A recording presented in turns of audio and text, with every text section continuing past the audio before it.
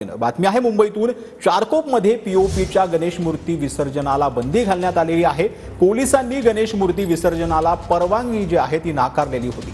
प्रदूषणामुळे विसर्जनावर निर्बंध घातल्याची प्राथमिक माहिती आहे। मूर्तिकार, कामगार आणि लघु उद्योजकांकडून पीओपी बंदीचा निषेध करण्यात आलाय।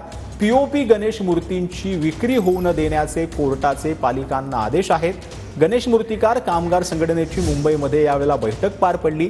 24 तासात गणेश मूर्ती विसर्जनासाठी सरकारने ठोस पावलं उचलावीत, अन्यथा चारकोपमधील मूर्तीचं थाटात विसर्जन करू, संघटनेने हा इशारा दिला।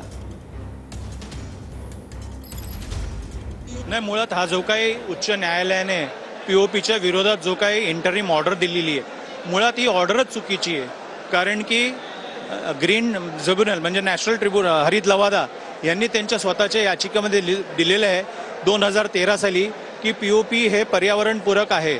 मग अचानकपणे असं काय आलं की ज्याच्यामुळे पीओपी हे पर्यावरणपूरक नाहीये? सरकारने कुठेतरी याच्यामध्ये हस्तक्षेप करून उरलेल्या मूर्त्या व ज्या मूर्त्यांचं विसर्जन झालेलं नाहीये त्याचं विसर्जन कशा पद्धतीत लवकरात लवकर करता येईल याच्यावर सरकारने गांभीर्याने लक्ष दिलं पाहिजे। आम्ही सरकारला 24 तासाचा वेळ दिलेला आहे। माननीय मुख्यमंत्र्यांना आमची विनंती आहे की हा जनांचा जो आक्रोश आहे तो होऊ देऊ नका।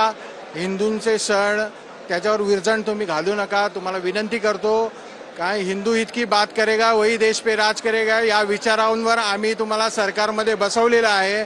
जर या 24 तासात त्यांनी अंतरिम आदेश दिला नाही की या मूर्ती विसर्जन करायला द्या, तर संपूर्ण मोठं आंदोलन त्या दिवशी येऊन तिथे त्या सगळ्या मूर्त्याच्या इतर उपनगरातल्या जेवढ्या मूर्त्या आहेत त्या सगळ्या येऊन आम्ही तिथे येऊन विसर्जन करू। जे काय होईल ते होईल।